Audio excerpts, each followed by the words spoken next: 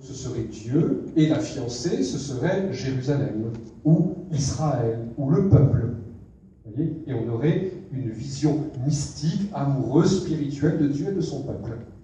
Et on lit toute la grande geste de l'Ancien Testament, y compris la fuite en Égypte, y compris l'installation sur la terre promise, tout y passe, hein, et qu'on lit à travers le cantique de manière imagée, allégorique.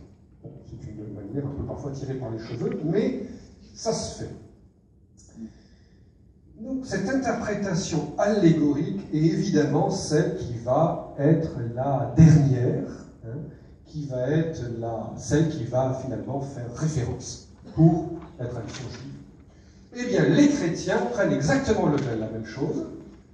Le fiancé, c'est le Christ, la fiancée, c'est l'Église, ou l'âme.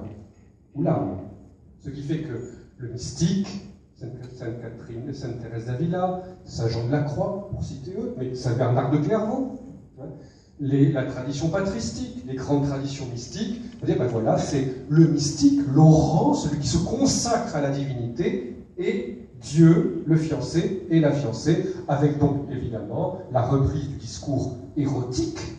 Hein, lorsque vous lisez qu'il me baise des baisers de sa bouche, eh bien vous avez Saint Bernard de Clairvaux qui dit « Je m'avançais en parlant du Christ vers cette bouche admirable et j'osais l'embrasser de mes lèvres. » Voilà, donc le baiser, vous voyez, hein, amoureux du mystique au Christ lui-même, l'embrassant lèvre contre lèvre. Reprenant le cantique des cantiques. Alors, je chéris l'aimé, mon âme l'aime, etc. Voilà. Alors, on a Hippolyte de Rome. Alors, ce qui est intéressant avec Hippolyte de Rome, c'est que, quoi qu'étant au IIIe siècle, Hippolyte de Rome est le premier à interpréter le texte pour lui-même.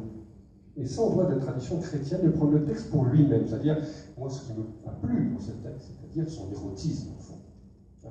Parce qu'à force de faire une interprétation allégorique, ce qui est très bien, on finit au fond par désérotiser ce texte, et finalement de perdre complètement ce qui est au fond sa substance, si je puis dire, hein, c'est-à-dire que son érotisme a quelque chose à dire aussi aux croyants, hein, et pas seulement une image même forte.